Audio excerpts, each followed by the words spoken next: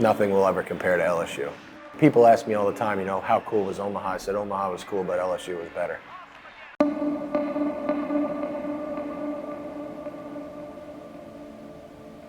Aaron Nola was the guy at the time in game one, and he was just a freshman at the time. To see what he's turned into now, we didn't expect that at all.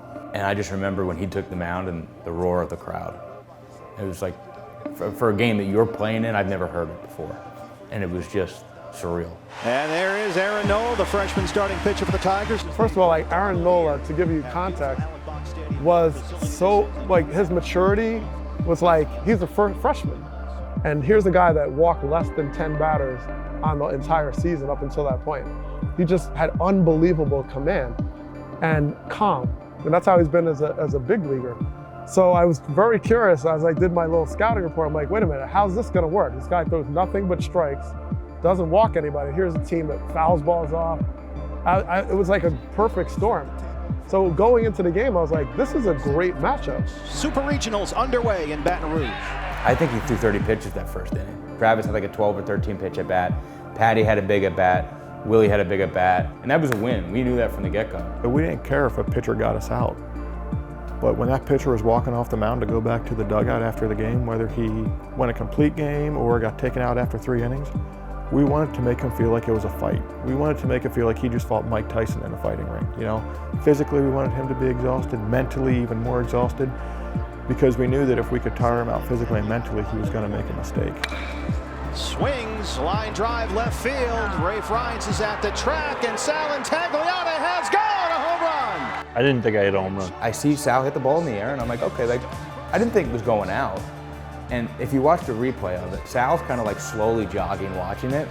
And then all of a sudden I realized, and I look up, and it's like, that ball's gone. I remember giving everyone high fives, and then, you know, luckily LSU they have a little tunnel. You know, I still remember going down the tunnel and just kind of, you know, close the door and, you know, have my own little, you know, like little powwows. Sal came up in LSU and hit that home run, and I'm sure Sal still calls himself to this day the most dangerous 9-hole hitter in America. The greatest 9-hitter in college baseball. Baggs is our 9-hitter, and once deemed like the most dangerous 9-hitter in the game, baby.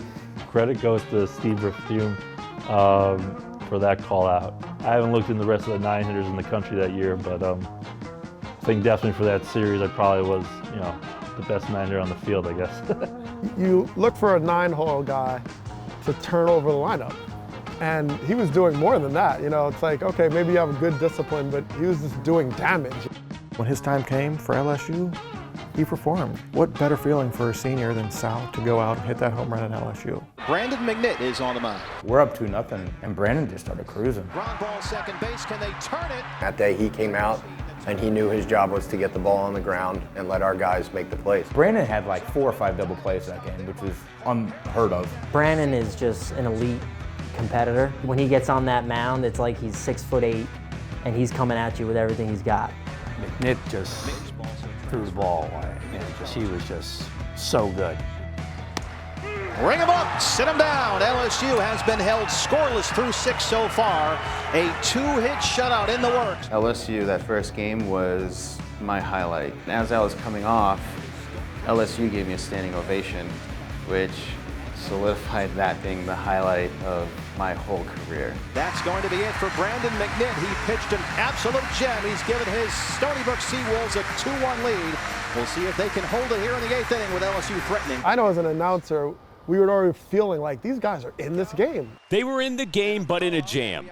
With 2 outs in the 8th and LSU's tying run on second, Stony Brook first baseman Kevin Courtney made a play that had been prophesized. Courtney and I, for some reason, were goofing around and we were walking back. And as we walked back, we're walking right past the first base dugout and right behind the first base dugout. And I have no idea, but I looked at him and I'm like, I bet you're afraid to catch a ball in the stands right here. You know, I said one of these Tiger fans might punch you right in the face. I think you're spooked to do it. Joe Panucci said to Courtney, will you do anything to catch a ball? And Courtney was like, yeah, of course. He goes, would you dive into those stands? And he goes, absolutely. Nola swings, foul first base side. Kevin Courtney giving chase near the fence. He may have a play. He's in the stands, and he caught the I remember getting into the dugout, and the adrenaline is just pumping, and I sit down, and I'm like trying to catch my breath, and Panuch is sitting right there, and we both just looked at each other, and he's like, no effing way. It was unbelievable. And I tell that story all the time. I tell that to some of our guys. It's like, you know, you want to see magic? Here's magic. There's a picture my dad has. I think it's his favorite picture. And all you see is Jeffy's legs up in the air. Probably one of the best plays that's ever been made behind me, honestly. And that's a big league play right there. That's one of my favorite plays of all time for, you know, however long I've been playing baseball. I'll remember that one for as long as I live. That's incredible. I'll tell you what, he can work on that jog coming in, but that's a heck of a catch, man. I mean, you can see my reaction there. I was pretty pumped, huh? I'm a Yankee fan, and I remember the Derek Jeter jumping into the stands, and it brought me back to that. And seeing his legs fly over the thing and him jumping up. We always bust his chops that he dropped and he put it back in his glove. But, you know, we all know he made that catch. Every bit of that catch was just unbelievable, and it put a lightning rod into our dugout. And that's emblematic of what this team was. Every single guy would do whatever it took, and that was Kevin, and that was us. Courtney's catch in the 8th was just the start to a roller coaster finish in Game 1. LSU tied the game in the 9th thanks to a home run from future big leaguer Jacoby Jones. Looking up, got a home run! Stony Brook left fielder Steve Goldstein came on with 1 out in the 10th, and the freshman answered with a bomb of his own. Goldstein hammers one to right field, and that could be gone. It is a home run. Steve Goldstein has given his Stony Brook Seawolves a 3-2 lead, a solo shot here in the 10th. The Seawolves had LSU down to its final strike, but a misplayed foul ball kept the Bayou Bengals off the hook. 3 pitches later, Alec Box Stadium would erupt. More fly ball, right field, and Tagliani giving chase, and it's gone, a home run! LSU has done it again! Tyler Moore, the freshman, with a 2-out, 3-2 home run here in the bottom of the 10th, and LSU has once again come back to tie Stony Brook. You're in that atmosphere where, you know, it's deafening. It just was an atmosphere that it lived up to the hype. It lived up to the hype. That game is the first and I think the only time where I ever had a moment where I just went, damn, it's over. The foul ball down the left field line could have gotten us out of the inning. Ball falls in foul territory. They've already had, you know, a couple of comebacks. And for whatever reason, that one just felt like, oh, that's the one. And of course, right, it's like tales all the time with freaking sports is that you miss those foul ball outs or those, you know, extras. You give someone an extra pitch and they do damage with it, and those guys did some damage with those extra outs. That was some of the most exciting baseball I've ever played in my life. It was, what can we do next to keep ourselves alive? Krause swings, pops it up. Shallow center field, Katz running in. It'll be Katz. Grant Gozar gave it a look. There goes Jankowski, safe! And Stony Brook takes the lead. I see the ball, and I'm like, he goes back to tag. And I'm like, there's no way he's doing this. I was coaching third at the time, and that ball was kind of flared up. And he runs immediately to the bag, and he kind of glances at me. I'm going. I was like, oh, yeah, I mean, what am I going to tell you to stop? You know, I was like, yeah. Tag, catch, run, safe. And I think that was another piece of that team is just like the level of commitment to their decision is unbelievable. And if you think about that, like you're out if you're not committed to doing that. Jankowski's tag from third gave Stony Brook another late lead. The Seawolves brought out Jasvier Ricard to try and finish the game. But just like in the 9th and 10th, LSU would not say die. It's a new pitcher in a new environment. You do not know how he's going to respond. He's another guy that they say has a live arm, downward plane, sinking action, but he's going to have to find the strike zone. 26th round draft pick by the Cubs this week. Ricard, Katz swings, deep drive, left field. Will it stay fair? Gone! Unbelievable! Mason Katz, a solo home run. We're tied again. It was almost like LSU was just playing with us, like, yeah, let's let them get all excited, let's let them score a run, and or just come up and hit a home run. It was like they knew they were going to do it. Hold that thought, Steve. The tarp is on the field here at Alec Box Stadium. Heavy rains and threatening skies moving in.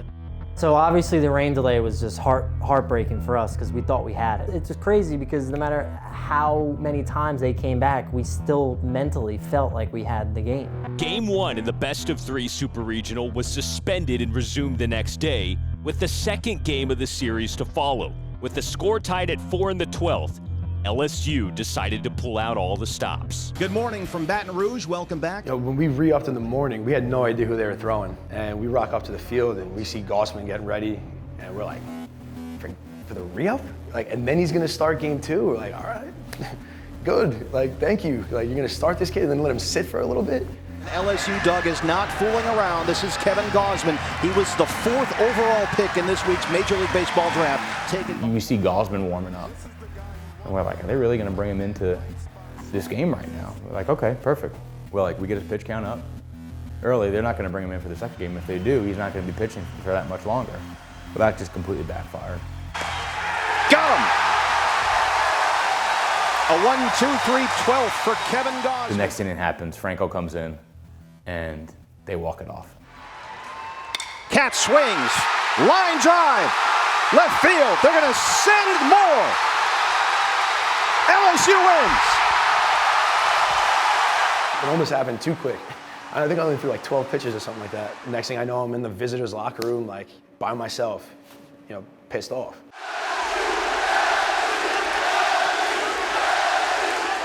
The fact that they wanted to turn that game around in 45 minutes is because they were bringing Gossman back and they didn't want him to sit too long.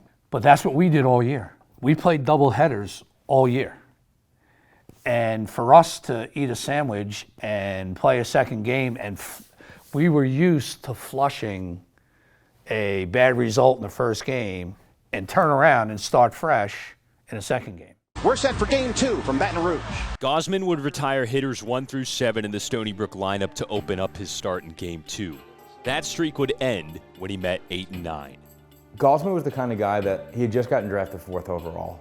And I took it as he looked at the bottom of the lineup of me and Sal as like, I can just blow fastballs by these guys. So I get to a 3-2 count on him, and I knew he wasn't going anything but a fastball in that situation.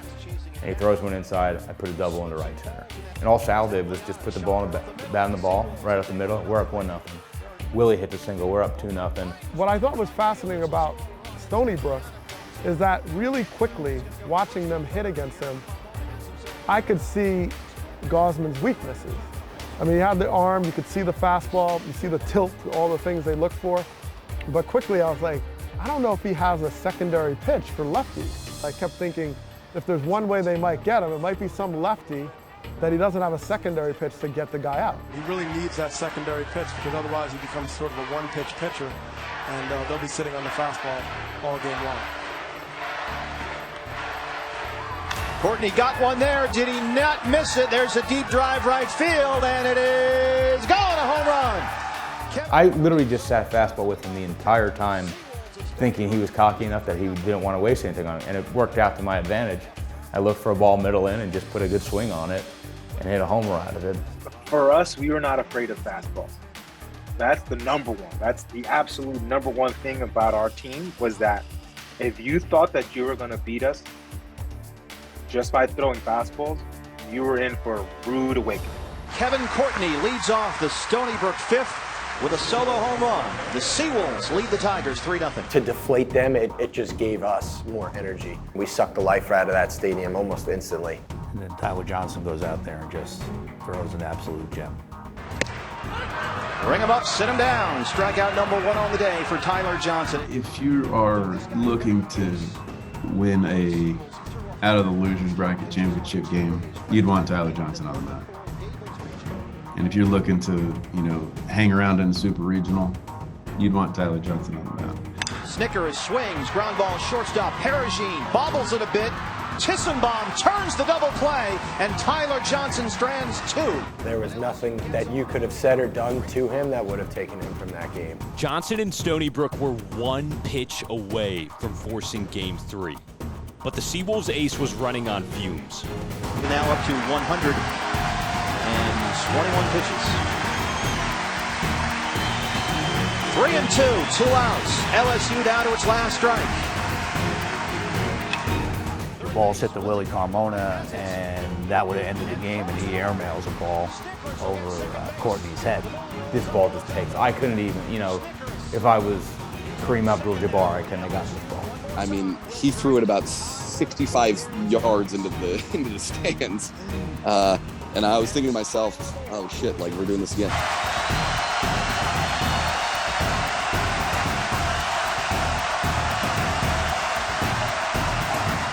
More swings, pops it sky high over Carmona at third. Seawolves win, and we'll have a decisive Game 3 here tomorrow in the Baton Rouge Super Regional. After we won the game, I walked out there and we hugged, and I just felt them kind of collapse onto me, and that's something that I'll remember forever. That performance at LSU still sticks out to me kind of personally, is what he put on the line for that team, He went out there and he gave it everything he had, and he did a hell of a job. In a day, understandably, of like pitch counts and multi-specialty, is like, here's the ball, go do it. I believe in you. And he found everything, every ounce of possibility in his soul, body, and mind to get through that against a really tough team. I felt it was important, very, very important, that I went out of my way to thank him for everything that he did for us. He wins the first game at Miami. He wins the if necessary game. We're now in an if necessary game. The guy goes out and throws a complete game. Within a week, he throws 3, high leverage, pressure-packed games, and just was absolutely heroic. Coach, what's the plan for Game 3 tomorrow in terms of your starting pitcher and your lineup? Well, as far as starting pitcher, the best I can tell you right now is it'll be a righty. That's about all I know. There was a meeting at that night back at I think it was the Embassy Suites that we're staying at. We're sitting in Coach's room, and I'm like, all right, well, who are we going to throw? I try to keep things light, so I was like, hey, all right, I got an idea. Let's put a name in a hat and let's see what happens. I put my name in, we fold the paper and we shake it up. And the first name comes out, Nick Tropiano. I was like, yeah, that's my pick. Can we go with him? Coach, I'm kind of serious at that time. I was like, well, he's not on our team anymore. I said, okay, well, all right, let me get a new pick. We'll put it in there. And we all kind of look up, and it's like after we looked up, we're like, yeah, it's Van Durga. That morning we woke up and Campbell got called into the room. He came back out and looks at me. He's like, I think you're throwing. We knew if there was any guy on short notice that could go out there and pitch a great game, it was Frankie Van Durga.